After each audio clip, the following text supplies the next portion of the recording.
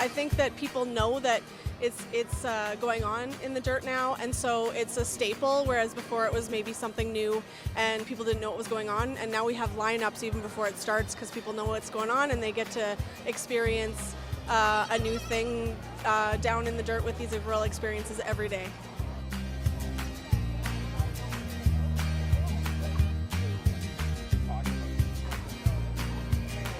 It's changed quite a bit, but it's still a great place to come and show the kids.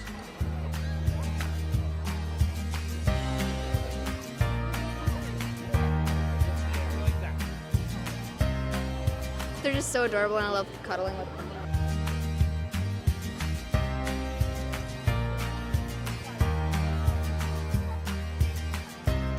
Oh yeah, I think it's cool how you can actually get to pet them and touch the animals, because some city people, they don't really get to see them as much as farm people do. And they can hold them and pet them and maybe learn about them.